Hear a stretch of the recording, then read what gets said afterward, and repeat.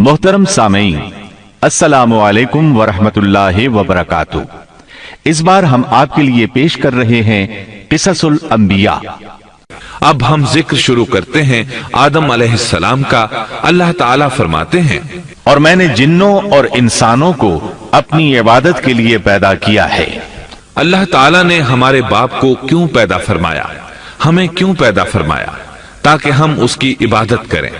अगरचे वो इबादत का मोहताज नहीं, वो तो बेनियाज है, अलबत्ता हम उसके मोहताज हैं। उसके अस्मा बेहतरीन और हसीन हैं। वो आलीशान सिफात का मालिक है। उसने अपने नामों के आसार जाहिर करने के लिए मखलूक को पैदा फरमाया।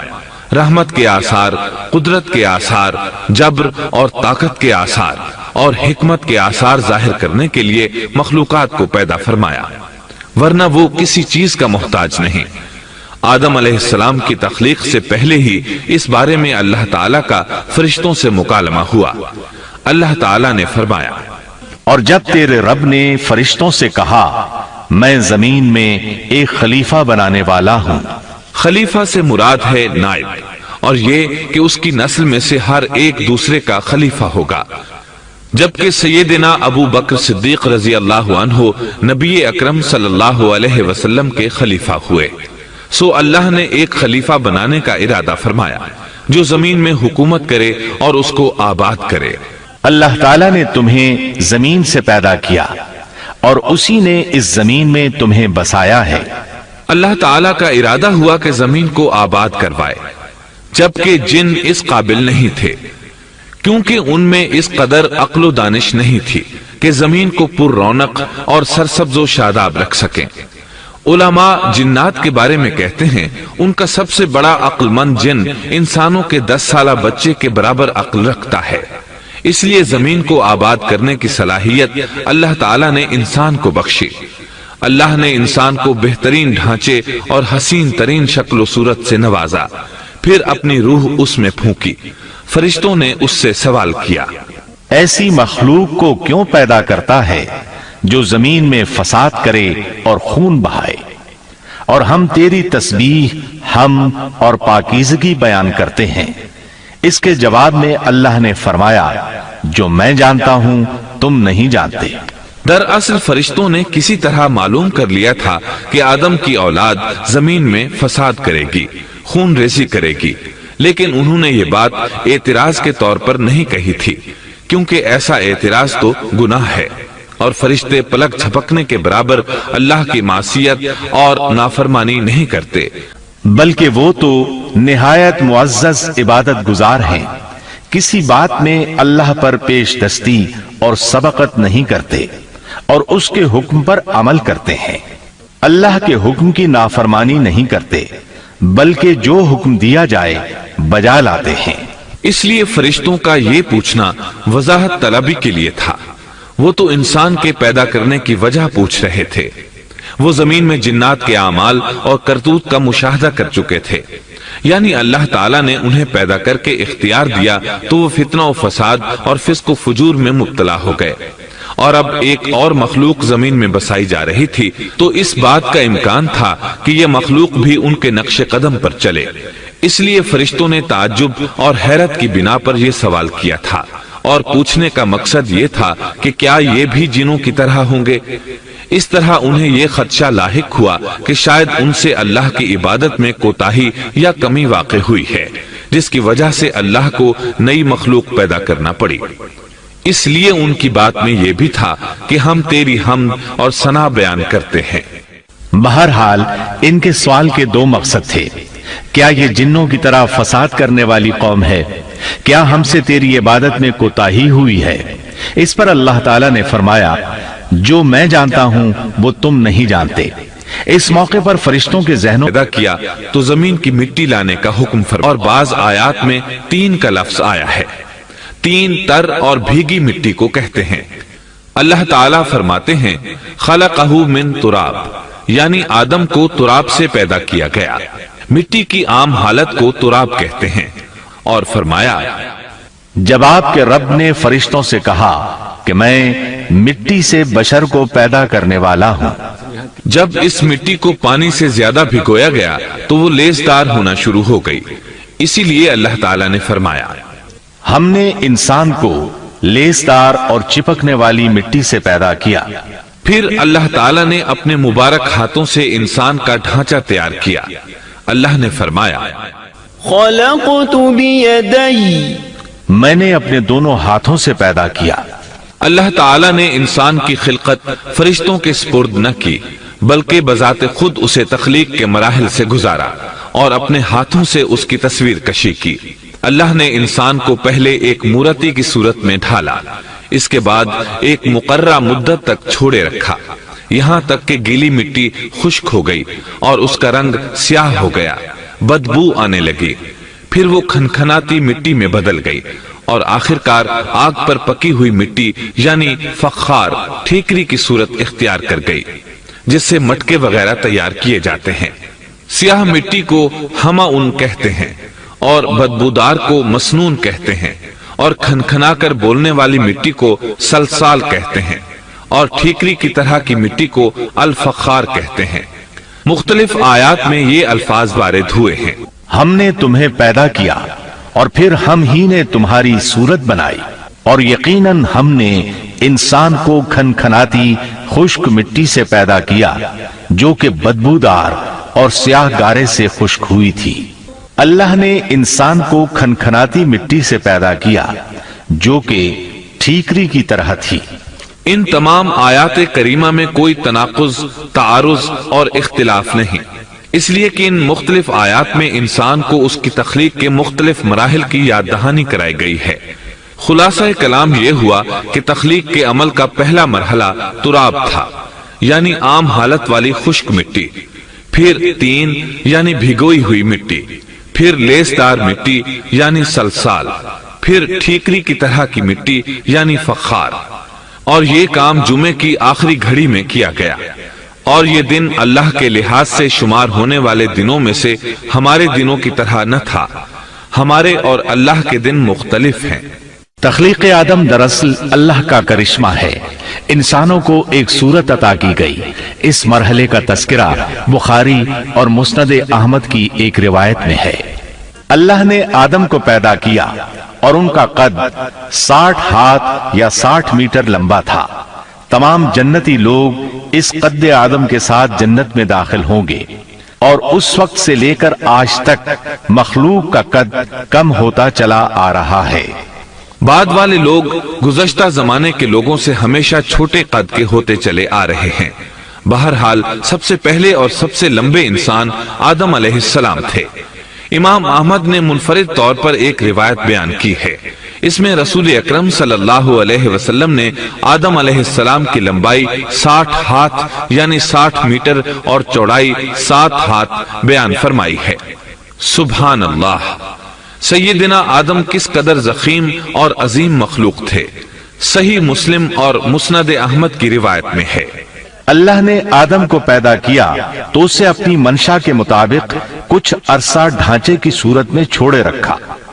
ابلیس اس کے ارد گرد چکر لگانے لگا۔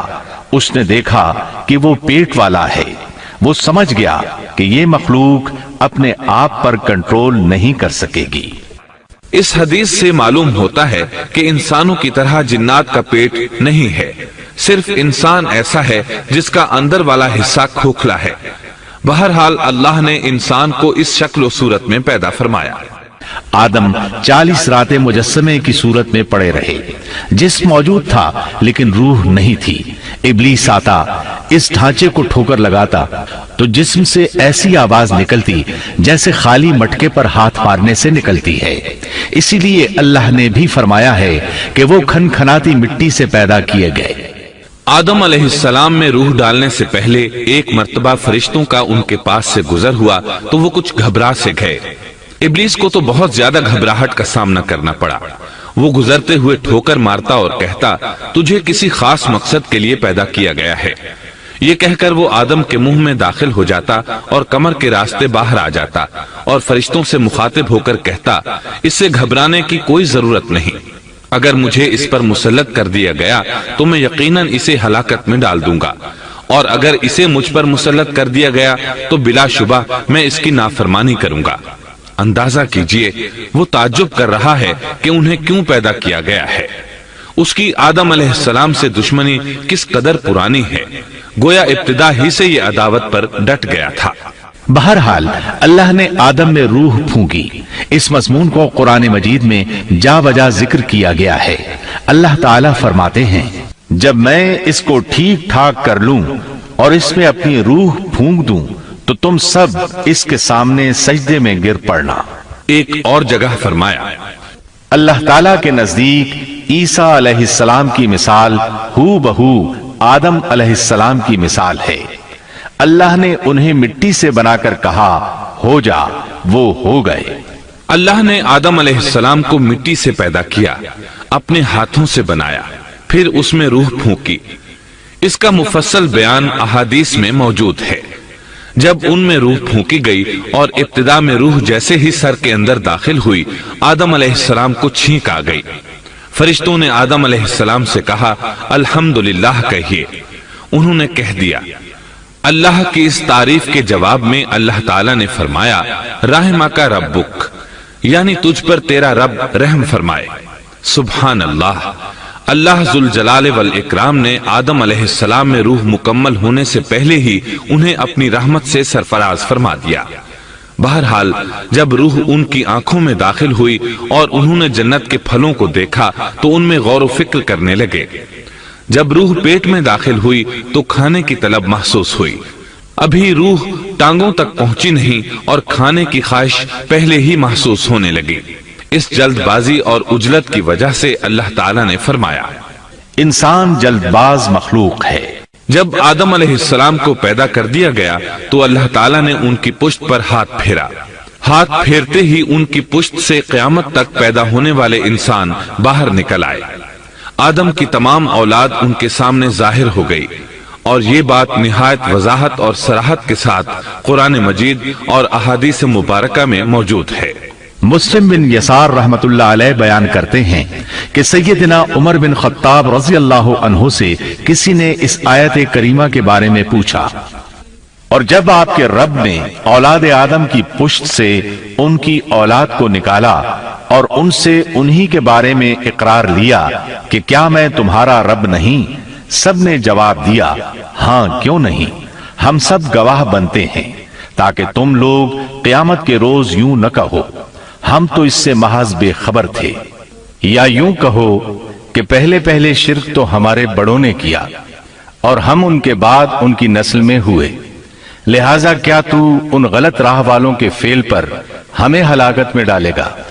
سیدنا عمر رضی اللہ عنہ نے اس شخص کے سوال کے جواب میں فرمایا میں نے سنا ہے کہ رسول اللہ صلی اللہ علیہ وسلم فرما رہے تھے اللہ نے آدم علیہ السلام کو پیدا کیا، پھر اپنے دائیں ہاتھ کو اس کی پشت پر پھیرا اور اس سے نسل انسانی کو باہر نکالا اور ان کی طرف اشارہ کر کے فرمایا میں نے انہیں جنت کے لیے پیدا کیا ہے اور یہ جنت والوں کے اعمال کریں گے۔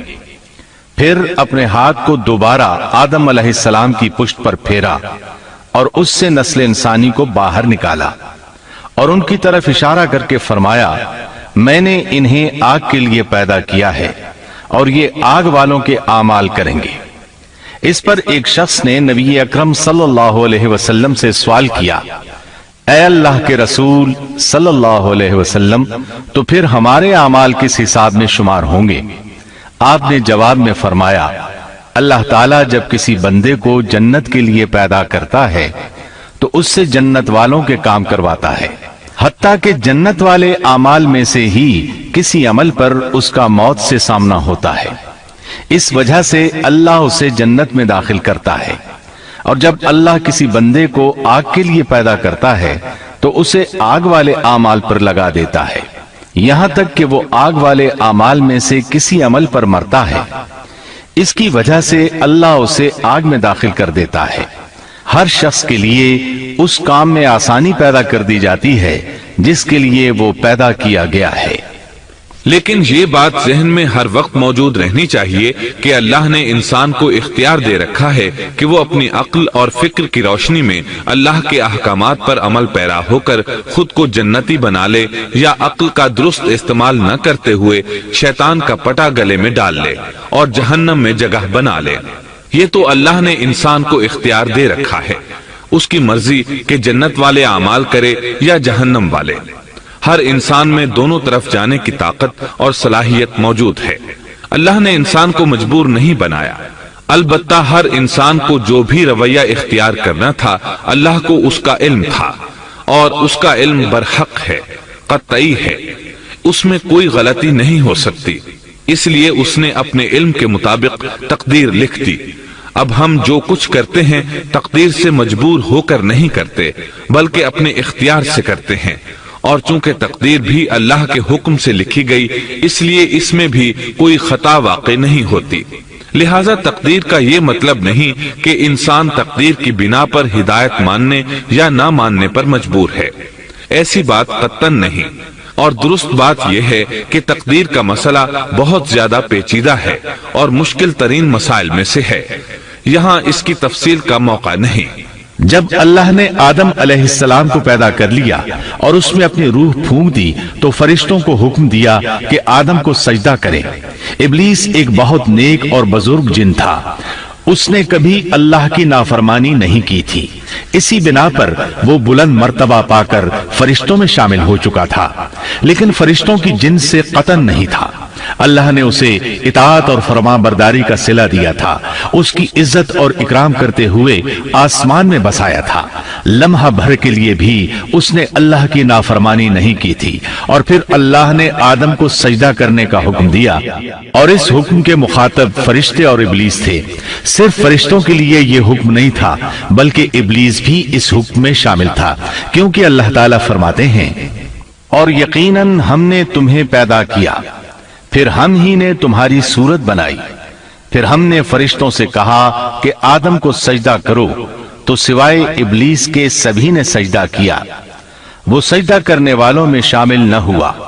اللہ تعالیٰ نے فرمایا، تجھے کس چیز نے سجدے سے روک دیا جبکہ میرا حکم تیرے لیے بھی تھا؟ تو اس سے ثابت ہوا اس حکم میں فرشتوں کے ساتھ ابلیس بھی شامل تھا، کیونکہ قرآن میں اذ امرتک کے الفاظ ہیں۔ اس کا مطلب ہے کہ میں نے تجھے حکم دیا تھا، اور پھر ابلیس نے جواب میں یہ نہیں کہا کہ تو نے تو مجھے حکم ہی نہیں دیا تھا، بلکہ اس نے سجدہ نہ کرنے کی وجہ یہ بتائی۔ اس نے کہا، میں سجدہ کیوں کروں، میں اس سے بہتر ہوں، اس لیے کہ تو نے مجھے آگ سے پیدا کیا اور اسے مٹی سے۔ اللہ نے حکم دیا، تو اس سے نیچے اتر جا۔ غرض جب ابلیس نے نافرمانی کی، سرکشی اور تکبر کا مظاہرہ کیا، تو اس وقت اللہ تعالیٰ اور اس کے درمیان مکالمہ ہوا۔ اللہ نے اس کی سرکشی دیکھ کر اسے سزا دیتے ہوئے فرمایا، اس جنت سے اتر جا، تجھے کوئی حق حاصل نہیں کہ تو اس جنت میں رہ کر تکبر کرے۔ ابلیس نے جواب میں کہا، مجھے قیامت کے دن تک مہلت دے دیجئے، یعنی اتنی لمبی عمر دے دیجئے کہ میں قیامت تک زندہ رہوں، موت نہ آئے۔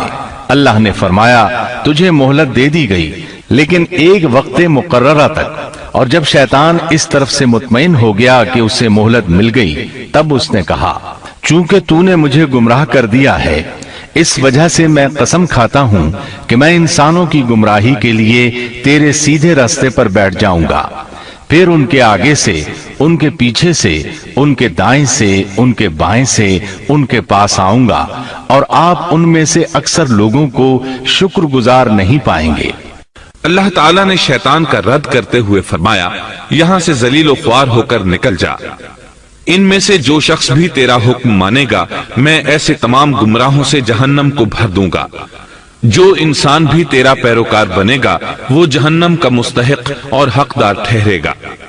ایک اور مقام پر اللہ تعالیٰ فرماتے ہیں، جب ہم نے فرشتوں کو حکم دیا کہ آدم کو سجدہ کرو تو ابلیس کے سوا سب نے سجدہ کیا۔ اس نے کہا، کیا میں اسے سجدہ کروں جسے تو نے مٹی سے پیدا کیا ہے؟ اچھا دیکھ لے، اسے تو نے مجھ پر فضیلت دی ہے، اگر مجھے بھی تو نے قیامت تک ڈھیل دی تو میں سوائے چند لوگوں کے اس کی اولاد کو گمراہ کروں گا۔ اس پر اللہ نے فرمایا، جا ان میں سے جو بھی تیرا فرمانبردار ہو جائے گا تو تم سب کی سزا جہنم ہے جو پورا پورا بدلہ ہے۔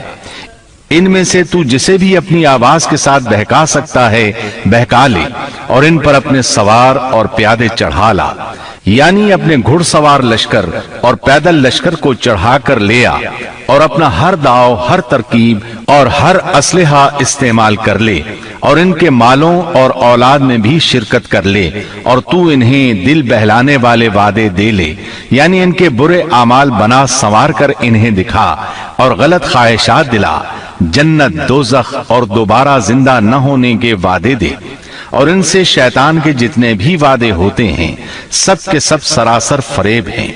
یقیناً میرے سچے بندوں پر تیرا کوئی قابو اور غلبہ نہیں ہوگا، تیرا رب کارسازی کرنے والا کافی ہے۔ اسی طرح بہت سی آیات میں پہلی معصیت الہی کا ذکر کیا گیا ہے۔ سب سے پہلا نافرمان ابلیس ملعون تھا۔ وہ خبیث اللہ کے سامنے تکبر اور انات سے بھرپور جواب دیتا رہا۔ اسی وجہ سے اللہ نے اسے کافر کا لقب دیا۔ کافر اسے کہتے ہیں جو نعمت کا انکار کرے۔ اللہ نے اس پر اتنا فضل و کرم اور انعام و احسان کیا کہ بلند ترین مرتبے تک پہنچا دیا، لیکن اس نے اللہ کی اس نعمت کی قدر نہ کی، پرواہ نہ کی اور کفر کا راستہ اختیار کیا۔ سب سے پہلا گناہ تکبر تھا۔ اسی لیے علماء کرام فرماتے ہیں تمام گناہوں کی جڑ تکبر اور غرور ہے۔ نبی اکرم صلی اللہ علیہ وسلم نے اپنی امت کو تکبر نہ کرنے کا سختی سے حکم فرمایا، اس کی برائی، وبال اور ہلاکت سے آگاہ فرمایا۔ آپ نے فرمایا، اللہ اس شخص کی طرف رحمت سے دیکھے گا بھی نہیں جس نے تکبر کی بنا پر کپڑا ٹخنوں سے نیچے لٹکایا۔ اس کے علاوہ نبی صلی اللہ علیہ وسلم نے تو مطلقاً فرما دیا، وہ شخص جنت میں داخل ہونے کے قابل نہیں جس کے دل میں ذرہ برابر بھی تکبر ہے۔ جو شخص اپنے کپڑے، اپنے مکان اور اپنے قبیلے پر فخر کرتا ہے اس سے اللہ کی رحمت اٹھ جاتی ہے۔ اسی لیے نبی صلی اللہ علیہ وسلم نے جب اپنے صحابہ کرام کو دیکھا کہ مہاجر صحابی انصار صحابہ کے خلاف اور انصاری صحابی مہاجرین صحابہ کے خلاف آواز لگا رہے ہیں تو آپ نے فرمایا، اس جاہلیت والی پکار کو چھوڑو، یہ بہت بدبودار ہے۔ برادری کی بنیاد پر لڑنا، باہم فخر کرنا برے نتائج کا ذریعہ ہے۔ گناہوں کی بنیاد بھی تکبر ہے۔ اس لیے ہر مومن کو چاہیے کہ اپنے نوکر، خادم، ملازم یا کسی بھی مسکین پر کبھی بھی فخر و غرور کا اظہار نہ کرے، کیونکہ یہی اللہ کی سب سے پہلی نافرمانی وجود میں آئی تھی۔ تکبر کا یہ ذکر ضمناً آ گیا۔ ہم پھر اپنے موضوع کی طرف لوٹتے ہیں۔ اللہ نے آدم علیہ السلام کو پیدا کیا اور انہیں عالم بنا کر ہی تخلیق کیا، یعنی جب وہ پیدا ہوئے تو جاہل نہیں تھے۔ اللہ نے آدم علیہ السلام کو فرشتوں سے بھی بڑا عالم بنا کر پیدا فرمایا۔ بے شمار احادیث میں آدم علیہ السلام کی ابتدا اور ان کے علم کا ذکر موجود ہے۔ جب اللہ نے آدم میں مکمل روح ڈال دی اور وہ اپنے پاؤں پر کھڑے ہو گئے تو اللہ نے انہیں حکم دیا، جاؤ فرشتوں کی جماعت کو السلام علیکم کہو۔ آدم اور فرشتوں کی زبان عربی تھی، یہی زبان اہل جنت کی ہے۔ آدم گئے، جا کر سلام کہا، انہوں نے جواب میں کہا وعلیکم السلام ورحمت اللہ، یعنی تجھ پر اللہ کی سلامتی اور رحمت ہو۔ اللہ نے فرمایا، یہ تیرا اور تیری اولاد کا آپس میں ایک دوسرے کو تحفہ اور ہدیہ ہے۔ اللہ نے آدم علیہ السلام کو ابتدا ہی میں تمام نام سکھا دیے۔ مفسرین نے ان ناموں کے بارے میں بہت بحثیں ذکر کی ہیں۔ مضبوط موقف سیدنا عبداللہ بن عباس رضی اللہ عنہما کا ہے کہ اللہ نے آدم علیہ السلام کو ہر چیز کا نام سکھا دیا تھا۔ مثلا یہ پہاڑ ہے، یہ سمندر ہے، یہ پرندہ ہے، یہ درخت ہے وغیرہ۔ وہ آسمان اور زمین کی ہر چیز کا نام جانتے تھے۔ یہ علم کیسا تھا، انسان نے کس طرح ہر چیز کا نام پہچان لیا۔ یقیناً اللہ انسان میں یہ طاقت پیدا کر سکتا ہے کہ وہ ہر علم کا احاطہ کر سکے۔ اللہ نے آدم علیہ السلام کو ہر چیز کا نام اور اس کی صنعت اور کام بھی معلوم کرا دیا۔ آگ، لوہے، لکڑی، غرض ہر چیز کا نام اور استعمال ذہن میں ڈال دیا۔ وہ किस कदर अजीम इल्म से बहरावर हुए। सुभान अल्लाह। बहरहाल अल्लाह ने आदम अलैहिस्सलाम को सिर्फ शक्ल सूरत और तख्लीक ही में बुलंद मर्तबा अता नहीं किया था, बल्कि अक्ल व इल्म के लिहाज से भी बुलंद दर्जे और मुकाम पर फाइज किया था। जैसा कि अल्लाह ताला फरमाते हैं, अल्लाह ने आदम अलैहिस्सलाम को हर चीज का नाम सिखा दिया, फिर उन चीजों को फरिश्तों पर पेश किया। मुझे इन चीजों के नाम बताओ अगर तुम सच्चे हो। मतलब ये कि तुम अपने दावे में कहां तक सच्चे हो। जब आदम की तख्लीक हुई तो तुमने कहा था अल्लाह जो चाहे पैदा कर ले, कसम है वो हमसे ज्यादा मुअज़्ज़ज़ और आलिम नहीं होगा। इस दावे में अगर तुम सच्चे हो तो जरा इन अशिया के नाम तो बताओ। अल्लाह ताला ने आदम अलैहिस्सलाम का ज्यादा मुअज़्ज़ज़ होना, मुकर्रम होना और इल्म मार्फत वाला होना वाज़ेह करने के लिए फरिश्तों को हुक्म दिया कि आदम अलैहिस्सलाम को सजदा करें। ये सजदा ताज़ीमी था, इबादत वाला सजदा नहीं था। सजदा ताज़ीमी पहले वक्तों में जायज था, लेकिन अब हराम है। इसीलिए तो याकूब अलैहिस्सलाम, उनकी बीवी और 11 बेटों ने यूसुफ अलैहिस्सलाम को सजदा किया था। बहरहाल फरिश्तों ने आदम अलैहिस्सलाम को सजदा किया। इससे मालूम हो जाता है कि कौन ज्यादा इज्जत और अजमत वाला है। यकीनन आदम अलैहिस्सलाम ज्यादा शरफ और मंजिलत के हकदार ठहरे। जब अल्लाह ताला ने उनकी इज्जत, तकरीम और ताजीम साबित फरमा दी, तब इल्म मार्फत में उनकी बरतरी साबित करने के लिए फरमाया, अगर तुम अपने कौल में सच्चे हो तो इन चीजों के नाम बताओ। तब फरिश्तों ने कहा, फरिश्ते कहने लगे, ऐ अल्लाह तू पाक है, हमें तो सिर्फ उतना ही इल्म है जितना तूने हमें सिखा रखा है। मुकम्मल हिकमत व इल्म वाला तो तू ही है। अल्लाह ताला ने आदम अलैहिस्सलाम से फरमाया, ऐ आदम तुम इन फरिश्तों को इन चीजों के नाम बताओ। आदम हर चीज का नाम बताने लगे। किसी जगह भी उन्होंने गलती नहीं की। जब उन्होंने फरिश्तों को तमाम चीजों के नाम बता दिए तो अल्लाह ताला ने फरिश्तों को मुखातिब करके कहा, क्या मैंने तुम्हें पहले ही नहीं कह दिया था कि जमीन और आसमान का गैब मैं ही जानता हूँ, और मेरे इल्म में है जो तुम जाहिर कर रहे हो और जो छुपा रहे हो। यहाँ ज़हन में सवाल उभरता है कि फरिश्ते क्या छुपा रहे थे। वो राज वाली बात यही थी कि अल्लाह हमसे ज्यादा मुअज़्ज़ज़ और आलिम मखलूक पैदा नहीं करेगा। इसके बाद अल्लाह ताला ने अम्मा हव्वा को पैदा फरमाया। उन्हें आदम अलैहिस्सलाम के फौरन बाद पैदा नहीं फरमाया, बल्कि आदम अलैहिस्सलाम ने काफी अरसा जन्नत में तन्हा बसर किया। और हदीस में है कि वो वहशत महसूस करते थे, तन्हाई को शिद्दत से महसूस करने लगे थे। आखिरकार एक रोज जब वो सो है, आदम अलैहिस्सलाम ने उन मखलूकात का नाम तो बता दिया था जो मशहूर और मारूफ थीं, इनका नाम पूछना चाहिए। उन्होंने आदम अलैहिस्सलाम से सवाल किया। उन्होंने फौरन जवाब दिया, हव्वा, इसलिए कि अल्लाह ने तो आपको हर चीज का नाम सिखा दिया था। फरिश्तों ने कहा, इनका नाम हव्वा क्यों रखा गया है? आदम अलैहिस्सलाम ने जवाब दिया, इसलिए कि इसे एक जिंदा चीज से पैदा किया गया है। हयात की निस्बत से हव्वा नाम रखा गया। मुस्लिम शरीफ में है, सैयदना अबू हुरैरा रजी अल्लाह अन्हु रिवायत करते हैं कि रसूलुल्लाह सल्लल्लाहु अलैहि वसल्लम ने फरमाया, जो शख्स अल्लाह और आखिरत के दिन पर ईमान रखता है, जब वो किसी मामले के लिए हाजिर हो तो भलाई वाली बात करे या खामोश रहे। और औरतों के बारे में भलाई की वसीयत हासिल कर लो, यानी उनके साथ अच्छा सलूक करो, क्योंकि औरत पसली से पैदा की गई है और पसली में ज्यादा टेढ़ा हिस्सा ऊपर वाला हिस्सा होता है।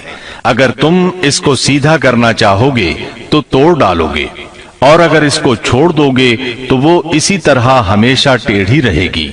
औरतों के बारे में भलाई की वसीयत हासिल कर लो। मतलब ये कि इसी हालत में गुजर बसर करो, औरतों के बारे में भलाई की वसीयत हासिल कर लो। इस हदीस का मतलब ये है कि औरतों पर जबर करके जबरदस्ती उनकी तबीयत को बदला नहीं जा सकता, और औरत जात को निहायत नरमी और प्यार से रखो। इनकी तबीयतों में टेढ़ापन है, वो कभी जज्बात से मगलूब हो जाती है और अक्ल खो बैठती है। अगर कोई इसे सीधा करना चाहे तो इससे लाताल्लुकी, दूरी और तलाक की नौबत आ जाएगी। अगर इसे छोड़ दोगे तो टेढ़ापन बरकरार रहेगा। مرد کو بہت حوصلے سے اس صورتحال کو سنبھالنا چاہیے۔ احادیث میں سیدنا ابراہیم علیہ السلام کی زوجہ سیدہ سارہ علیہ السلام کا قصہ موجود ہے۔ وہ حوا علیہ السلام کے بعد کائنات کی سب سے زیادہ خوبصورت عورت تھی۔ احادیث سے یہ اشارہ ملتا ہے کہ حوا علیہ السلام ابتدائے انسانیت سے لے کر قیامت تک پیدا ہونے والی تمام عورتوں میں خوبصورت تھیں۔ اب ابلیس لگا اپنے وسوسے شروع کرنے۔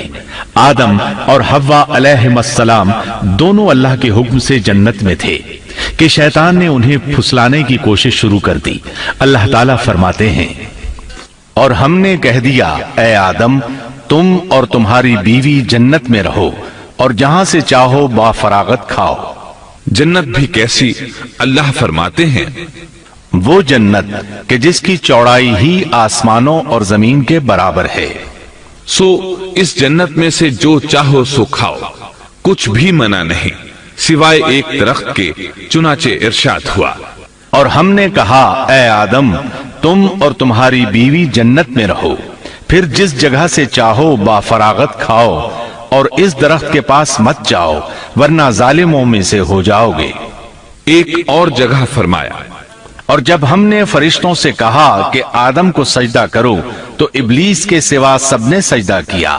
ابلیس نے انکار کیا تو ہم نے کہا اے آدم یہ تیرا اور تیری بیوی کا دشمن ہے، خیال رکھنا ایسا نہ ہو کہ وہ تم دونوں کو جنت سے نکلوا دے اور تو مصیبت میں پڑ جائے۔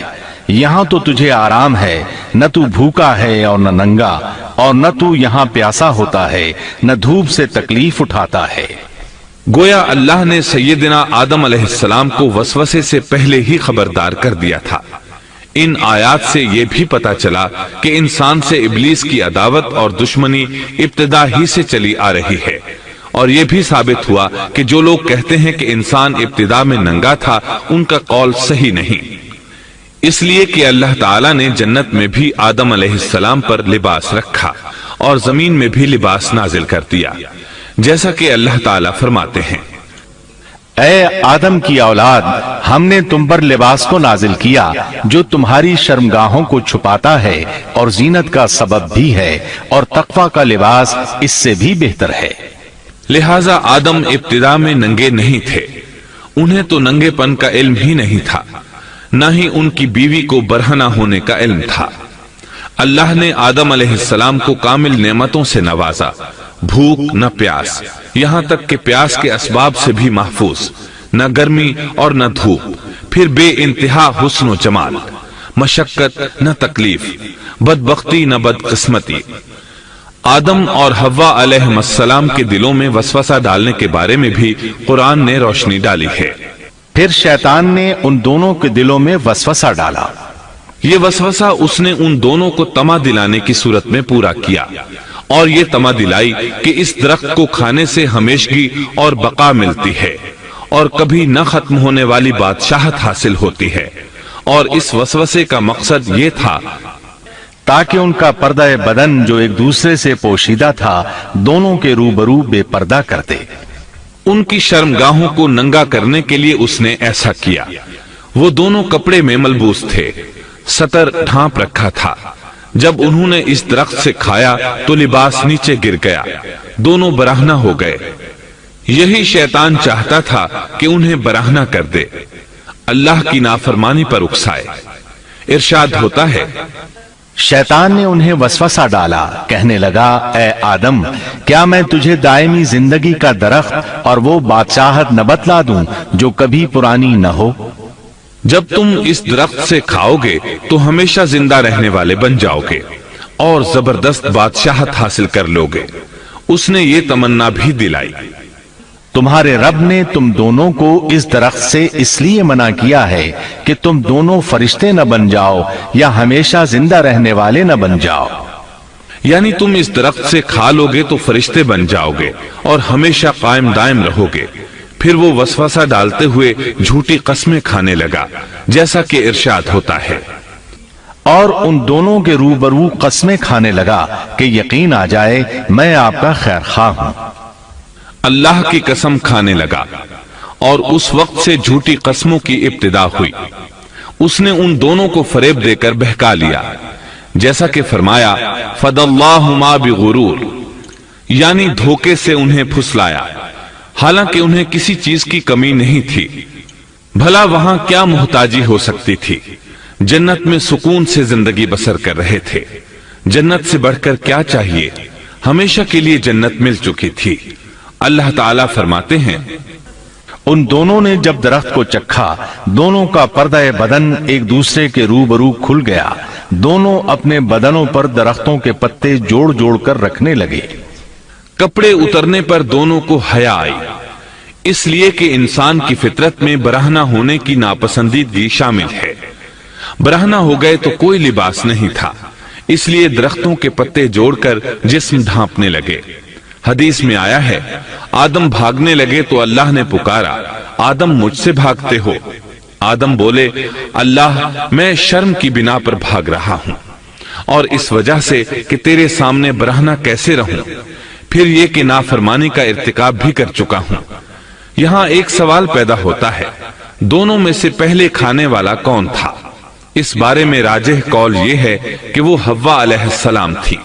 انہی نے آدم علیہ السلام کو طمع دلاتے ہوئے اس غلطی پر آمادہ کیا تھا، جیسا کہ بخاری شریف میں نبی اکرم صلی اللہ علیہ وسلم نے فرمایا، اگر حوا نہ ہوتی تو کوئی عورت اپنے خاوند سے خیانت نہ کرتی۔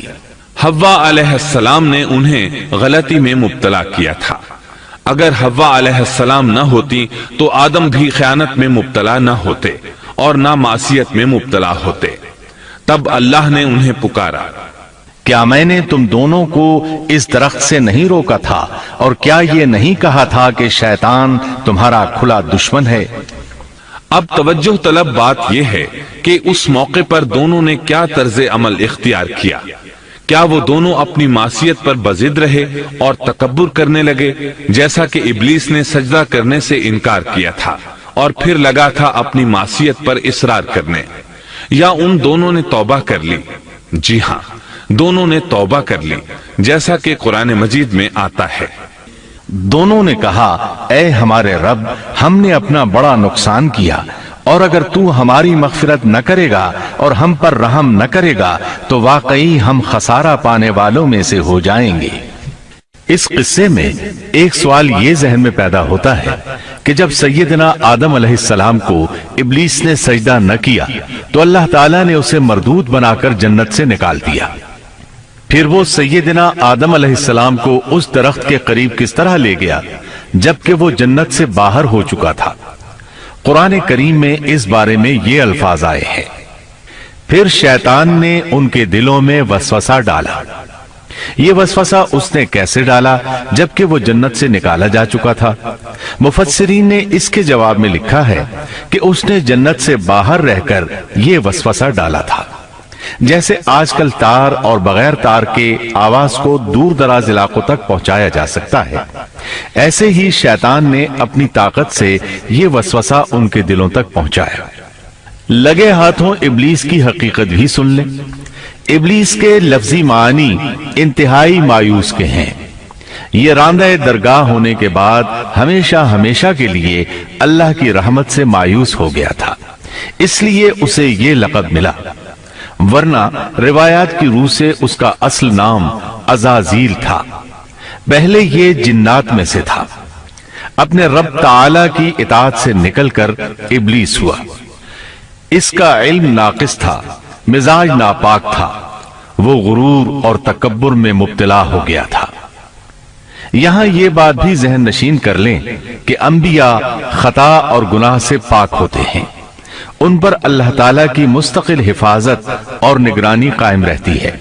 اگرچہ انبیاء بھی انسان ہوتے ہیں اور تمام انسانی تقاضے انہیں لاحق ہوتے ہیں، لیکن ان کے عمل اور ارادے میں کسی قسم کی بدی اور شر کا عمل دخل قطعاً نہیں ہوتا۔ ان کا ہر قول اور عمل بلکہ ہر حرکت اور سکون کی حالت بھی انسانیت کے لیے بہترین نمونہ ہوتے ہیں۔ البتہ بشر ہونے کی وجہ سے بھول کا امکان ہوتا ہے، تاہم بھول ہو جانے کی صورت میں انہیں فوراً ہی خبردار کر دیا جاتا ہے۔ بھول ہو جانا بشری طبیعت کا خاصہ ہے۔ اللہ تعالیٰ نے ہر انسان کی فطرت میں یہ چیز رکھی ہے۔ انبیاء سے بھول چوک ہو جانے میں بھی اللہ تعالیٰ کی کئی ایک حکمتیں پوشیدہ ہیں۔ مثلاً بہت سی قومیں اپنے نبیوں کے معجزات دیکھ کر ان میں ربوبیت کی صفات کی قائل ہو گئی، یہاں تک کہ بعض قوموں نے اپنے نبیوں کو اللہ یا اللہ کا بیٹا بھی جانا۔ جب انبیاء سے بھول اور لغزشیں ہوئیں تب گویا لوگوں پر یہ واضح کیا گیا کہ یہ الہ نہیں ہے۔ الہ ہوتے تو کس طرح ان سے بھول ہو سکتی تھی۔ اس سے یہ بتانا بھی مقصد تھا کہ انبیاء انسان ہی ہوتے ہیں، کوئی ماورائی مخلوق نہیں ہوتے۔ سیدنا آدم علیہ السلام کے واقعے پر غور کرنے سے یہ حقیقت مزید واضح ہو جاتی ہے کہ سیدنا آدم علیہ السلام کی یہ لغزش گناہ نہیں تھی۔ ممنوع درخت کا پھل کھاتے ہی سیدنا آدم علیہ السلام اور اماں حوا کا لباس اتر گیا تھا۔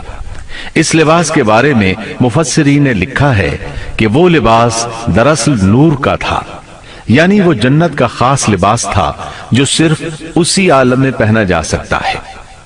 اللہ تعالیٰ نے اپنے فضل و کرم سے جنت میں ان کی ستر پوشی کا انتظام فرما دیا۔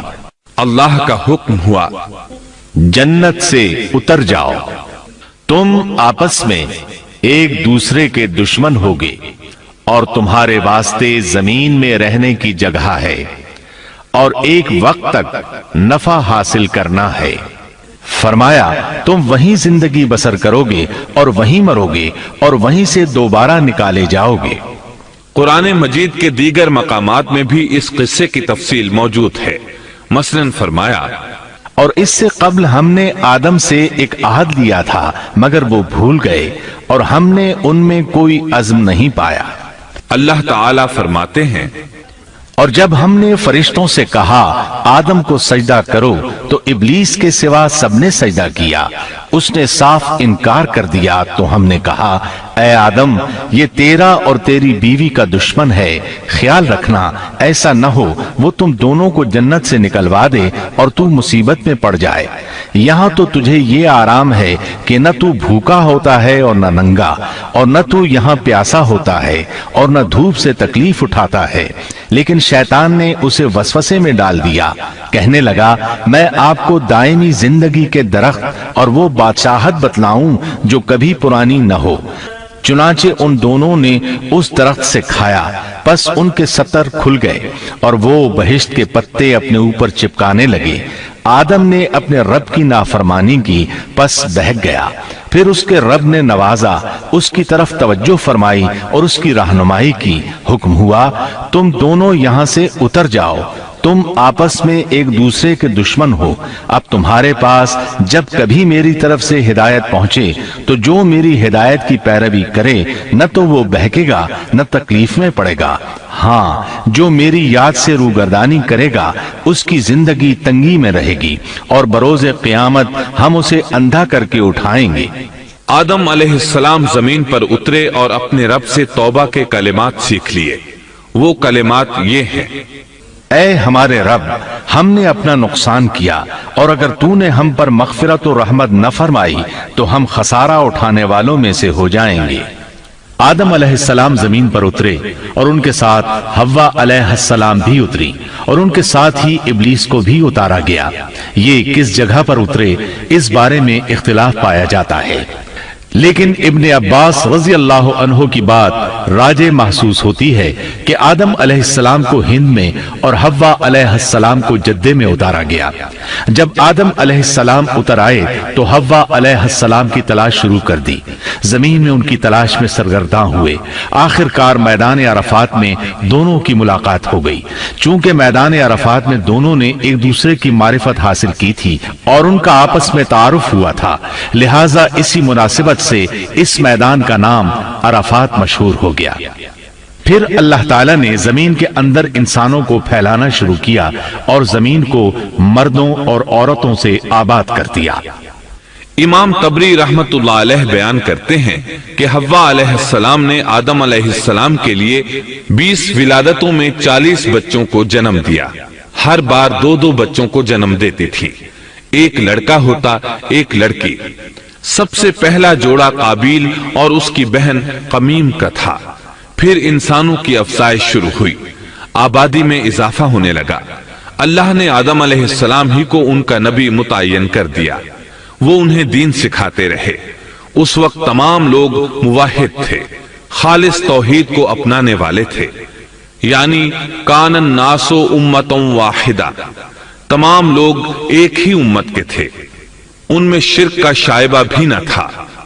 ابن جریر اور ابن کثیر رحمہم اللہ نے ابو موسیٰ اشعری رضی اللہ عنہ کی روایت بیان کی ہے، اللہ نے جب آدم علیہ السلام کو جنت سے زمین پر اتارا تو انہیں ہر چیز کی کاریگری اور صنعت کا علم تھا۔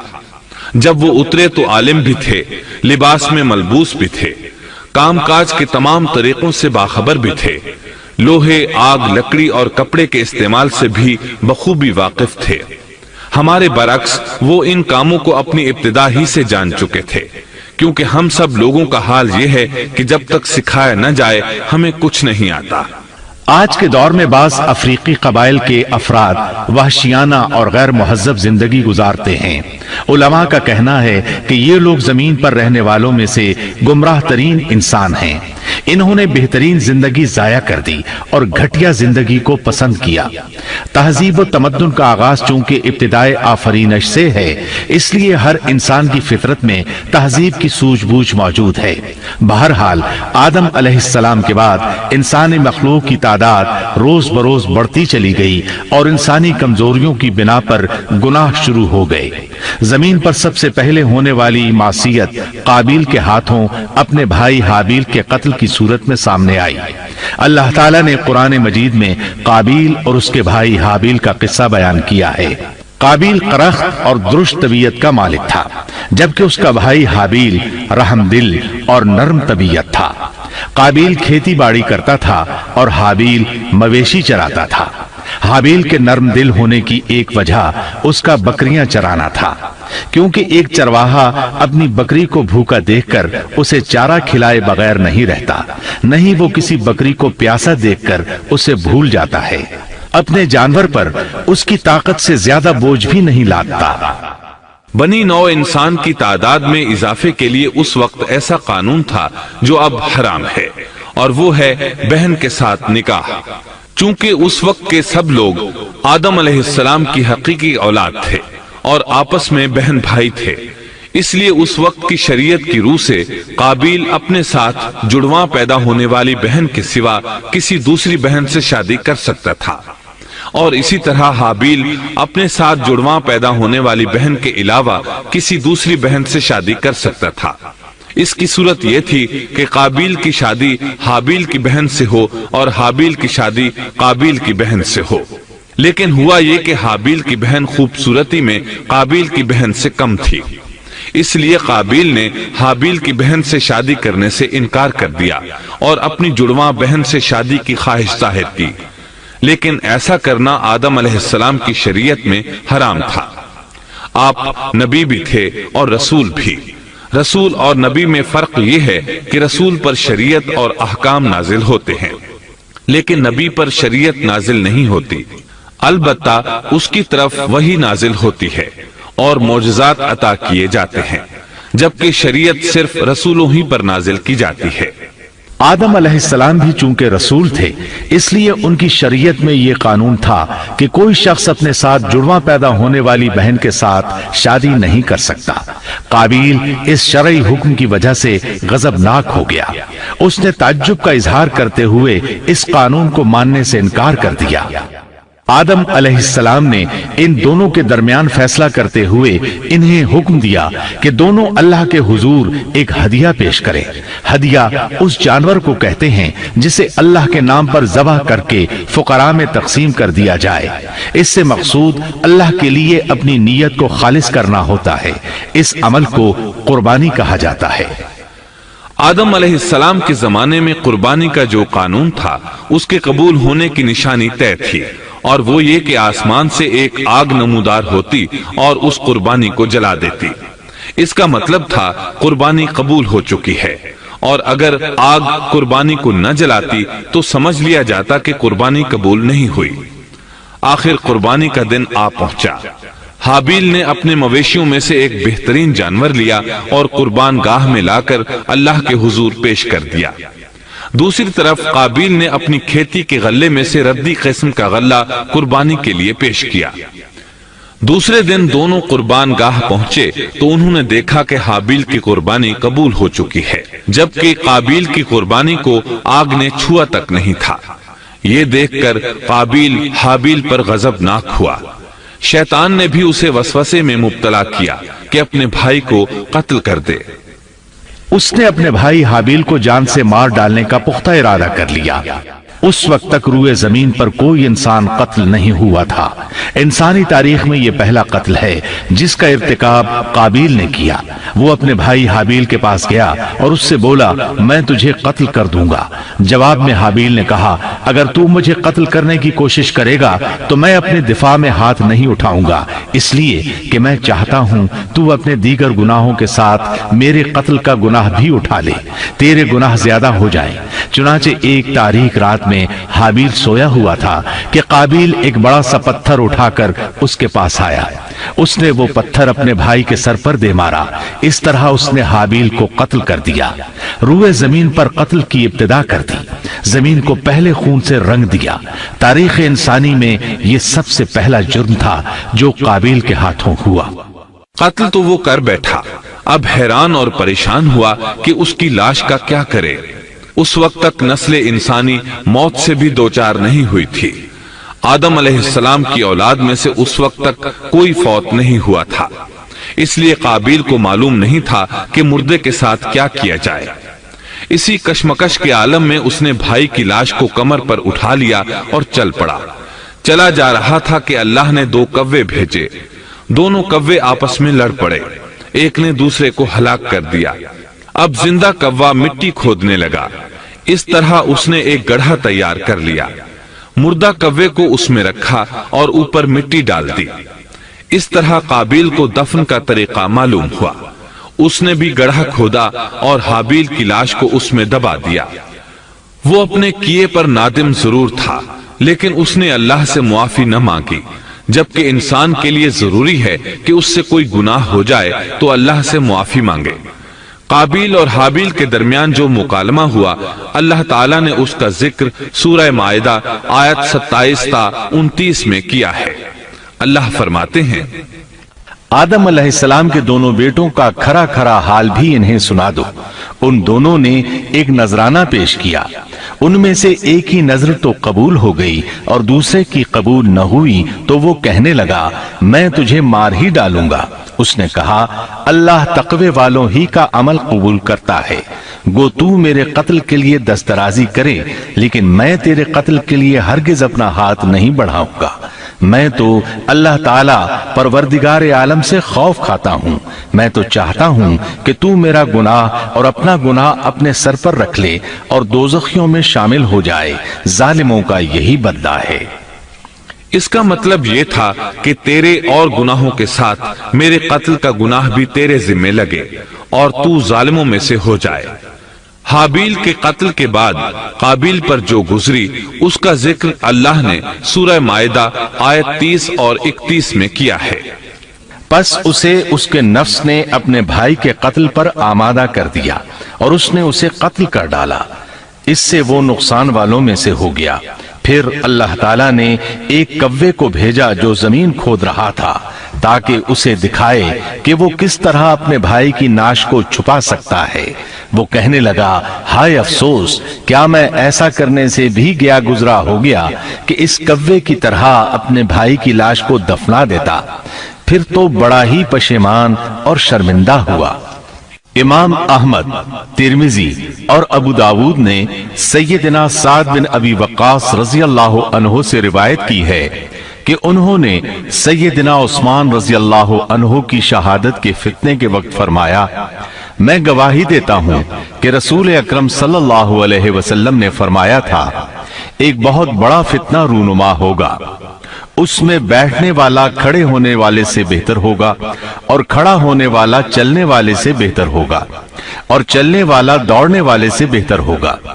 کسی نے کہا، اگر کوئی میرے گھر میں داخل ہو کر میری طرف ہاتھ بڑھائے ताकि वो मुझे कत्ल कर दे तो आप सल्लल्लाहु अलैहि वसल्लम ने फरमाया, तू आदम अलैहिस्सलाम के बेटे की तरह कत्ल हो जा।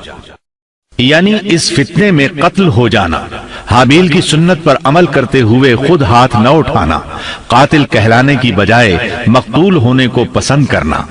इसी तरह मुस्नद अहमद की एक रिवायत में है, रसूलुल्लाह सल्लल्लाहु अलैहि वसल्लम ने फरमाया, दुनिया में जब भी कोई जुल्म से कत्ल होता है तो उसका गुनाह आदम अलैहिस्सलाम के पहले बेटे काबिल की गर्दन पर जरूर होता है, इसलिए कि वो पहला शख्स है जिसने जालिमाना कत्ल की इब्तिदा की और ये नापाक तरीका जारी किया। इस हदीस से इस जुर्म की नौइयत का बखूबी अंदाजा होता है कि अल्लाह ताला ने इसको सिर्फ एक कत्ल करार नहीं दिया, बल्कि इसको एक घिनौनी हरकत करार दिया। क़यामत तक आने वाले लोग जो इस गुनाह के मुर्तकिब होंगे, उनका कुछ गुनाह काबिल के हिसाब में डाला जाएगा। हाबील को कत्ल करने के बाद काबिल ने अपनी बीवी को साथ लिया और दूर दराज नर्म जमीन के पास जाकर रिहाइश पजीर हो गया और आदम अलैहिस्सलाम के सामने तक न हुआ। आदम अलैहिस्सलाम पहाड़ों के करीब एक बस्ती में रह रहे थे। ये उनसे बहुत दूर जा बसा था। इस तरह काबिल का आदम अलैहिस्सलाम से राबिता बिल्कुल खत्म हो गया और उससे एक नई नस्ल की इब्तिदा हुई। फहाशी और उरियानी को उनके यहाँ उरूज हासिल था। इबादत ये लोग अगरचे अल्लाह ही की करते थे, लेकिन आदम अलैहिस्सलाम की शरीयत के खिलाफ बेहयाई के दिलदादा थे। तकवा की किल्लत, अहकाम इलाही की नाफरमानी और फहाशी का फरोग उनके शब रोज का मामूल था। इसके बाद लोग दो गिरोहों में तकसीम हो गए। शरीर और बुरे लोग काबिल के साथ मिल गए और आदम अलैहिस्सलाम के दीगर बेटे और नेक लोग आदम अलैहिस्सलाम के साथ मिल गए।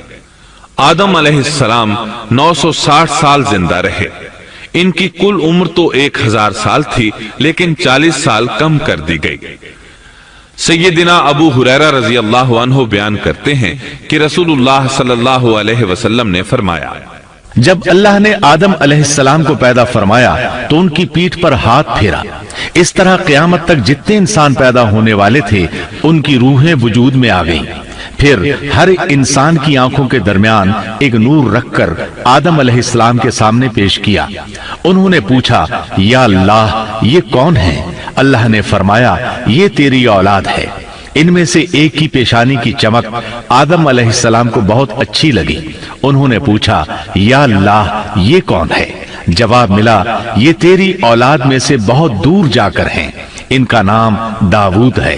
पूछा, इनकी उम्र कितनी है? फरमाया, 60 साल। आदम अलैहिस्सलाम कहने लगे, या अल्लाह, 40 साल मेरी उम्र में से इनकी उम्र में शामिल कर दे। इस सिलसिले में दूसरी रिवायत यूं आई है, जब आदम अलैहिस्सलाम की रूह कब्ज करने के लिए फरिश्ता आया तो वो कहने लगे, मेरी उम्र में तो अभी 40 साल बाकी हैं। उस वक्त उनकी उम्र 960 साल थी। अंबिया अपनी उम्र से वाकिफ होते हैं।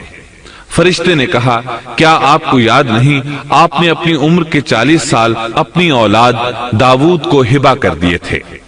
रसूलुल्लाह सल्लल्लाहु अलैहि वसल्लम ने फरमाया, चूंकि आदम अलैहिस्सलाम ने इनकार किया तो उनकी औलाद भी इनकार की आदी है।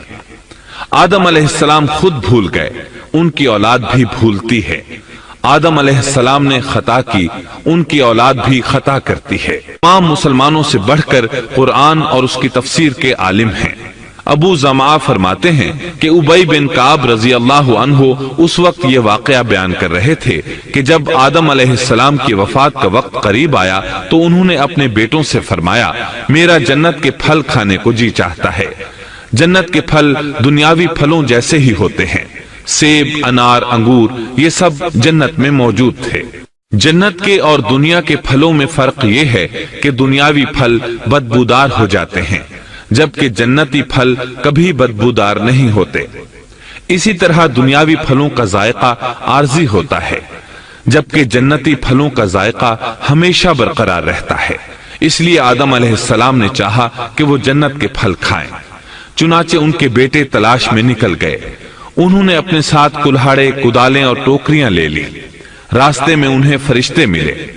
उनके पास आदम अलैहिस्सलाम का कफन और खुशबू वगैरह थी। انہوں نے پوچھا آدم کے بیٹو کس چیز کی تلاش میں ہو، کہاں جا رہے ہو؟ انہوں نے جواب میں کہا ہمارے والد مریض ہیں، انہیں جنت کے پھلوں کی خواہش ہے۔ فرشتے ان کے سامنے انسانی شکل میں آئے تھے، ان کی بات سن کر بولے واپس جاؤ، تمہارے والد فوت ہونے کے قریب ہیں، اب ان میں اتنی طاقت نہیں رہی کہ پھل کھا سکیں۔ جب فرشتے آدم علیہ السلام کی روح قبض کرنے کے لیے آئے تو حوا علیہ السلام نے انہیں پہچان لیا۔ وہ بلند آواز سے آدم علیہ السلام کو پکارنے لگی، ان کے ساتھ چمڑ گئیں۔ آدم علیہ السلام بولے مجھ سے الگ ہو جاؤ، پہلے بھی مجھے تمہاری وجہ سے مصیبت پہنچی تھی، میرے اور میرے رب کے فرشتوں کے درمیان سے ہٹ جاؤ۔ پھر فرشتوں نے آدم علیہ السلام کی روح قبض کی، انہیں غسل دیا، کفن پہنایا، خوشبو لگائی، آپ کی قبر کھودی، پھر انہوں نے آدم علیہ السلام کی نماز جنازہ ادا کی، اس کے بعد انہیں قبر میں اتارا، پھر اوپر مٹی ڈال دی اور بولے آدم کے بیٹو تمہارے لیے یہی طریقہ ہے۔ اس وقت تک لوگ کفن دفن کے احکامات سے واقف نہیں تھے، انہیں علم نہ تھا کہ قابیل نے اپنے بھائی کو کیسے دفن کیا تھا، اس لیے فرشتوں کو بھیجا گیا تاکہ تدفین کا طریقہ بتا دیں۔ تو اس طرح انسان کو دفن کرنے کا طریقہ معلوم ہوا جو فرشتے لے کر آئے تھے۔ آدم علیہ السلام نے اپنی 960 سال کی مکمل زندگی میں سوائے اس درخت کا پھل کھانے کے اور کوئی خطا نہیں کی۔ یہ تھا ہمارے باپ سیدنا آدم علیہ السلام کا اسوہ اور سیرت طیبہ کا حال۔ آپ کی وفات کے 1 سال بعد حوا علیہ السلام بھی وفات پا گئیں۔ Thanks for watching. Don't forget to like, comment, share and subscribe to